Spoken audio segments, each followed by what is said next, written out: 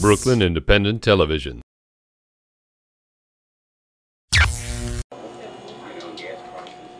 It can be hard enough cooking for a large family, but imagine cooking for hundreds of people each day. That's what volunteers have been doing for victims of Hurricane Sandy at the Bay Ridge Cares Kitchen at St. Mary's Church at 81st Street and Ridge Avenue. I think we're really sending out full cans of love because it's really cooked with the idea of nourishing people, not just feeding them. Bay Ridge is kind of like in an area on the harbor where we're kind of protected, and we're very high up off the water.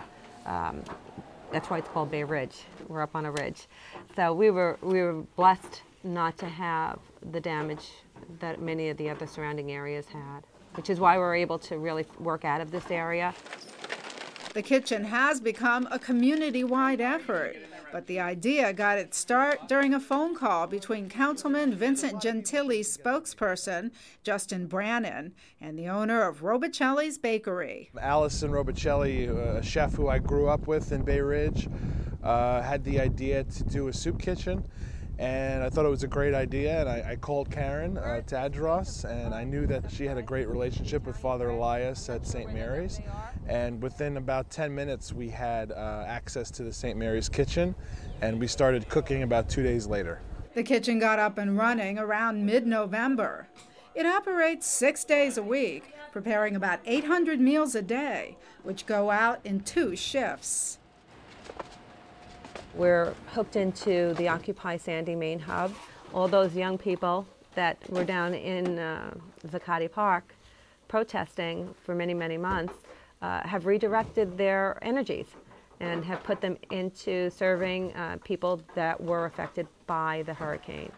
Most of the large food requests go into their central system, and then we hook up during the day by phone.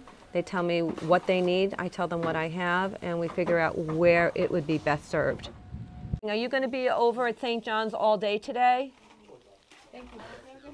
And what time are you there till? Those at the Bay Ridge Cares Kitchen coordinate their efforts with the Occupy Sandy site at St. John's Episcopal Church at 99th Street in Bay Ridge. The church has a much larger kitchen than St. Mary's, and volunteers prepare meals there as well. We keep in touch with the other hubs by phone, and we have a list of the places we've sent meals to already.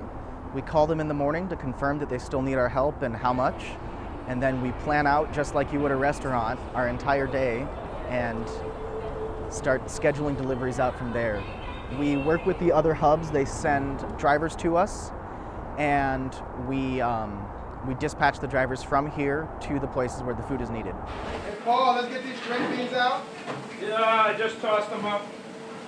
They're ready to get up?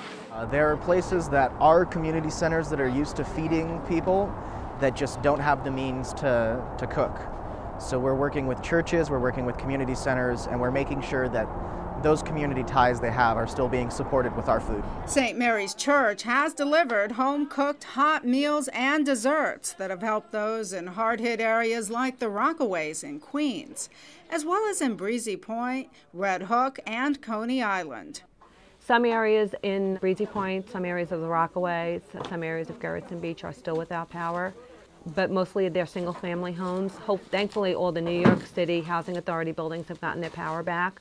That was a big concentration by us in the very beginning because there were a lot of senior citizens still in those buildings who would not leave.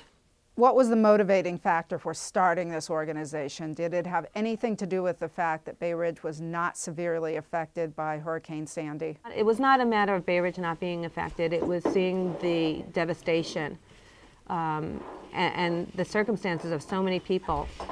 In an instant, their lives were changed. And you can't help but be affected by that, whether you were affected or not. Many of the cooks at St. Mary's are well known and have joined the relief effort after being displaced from their jobs because of Sandy, like this banquet chef for the River Cafe. The restaurant itself is on a boat, so definitely got the brunt of the impact of the surge. So flooded out, pretty much has to be redone, the entire inside in the kitchen. So while that's happening, volunteer my time here.